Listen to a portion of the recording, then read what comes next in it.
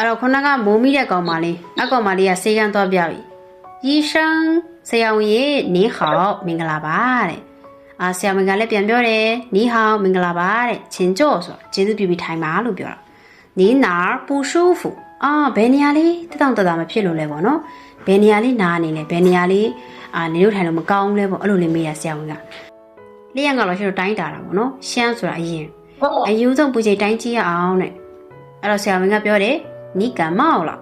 你အေးမိသွားတာတဲ့等一会儿ဆိုတာခဏနေကြရင်လို့ပြောတာ护士ဆိုတာတင်ဘူးတယ်ဘာကြီးလဲ护士မနေ့ကဆေးကန်းအကြောင်းတင်ဘူးတယ်ဆေးရုံမှာဆရာဝန်နေနဲ့မနေ့ကဆေးကန်းအကြောင်းတင်ဘူးတယ်လေဆေးရုံမှာတူနာပြုဟုတ်တယ်အဲ့တော့会给你打针ဆရာခဏနေကြရင်နတ်စမကနင့်ကို打针ဆေးထိုးပေးလိမ့်မယ်ပေါ့နော်အဲ့တော့အဲ့ဒီကောင်မလေးကပြန်ပြောတယ်好的ကောင်းပါပြီတဲ့谢谢ကျေးဇူးတင်ပါတယ်တဲ့ဆရာဝန်ကထပ်ပြီးတော့သူ့ကိုသတိပေးလိုက်တယ်这2天你最好多休息ဒီ2ရက်3ရက်အတော်တွင်းတော့နေကောင်းကောင်းအနားယူလိုက်အောင်တဲ့还有多喝点水ရေလေးလည်းများများတောက်တယ်ဟုတ်ကောင်မလေးကပြန်ပြောတယ်知道了သိပါပြီတဲ့谢谢ကျေးဇူးတင်ပါတယ်တဲ့ဆရာဝန်ကလည်းပြောတာပေါ့နော်不用谢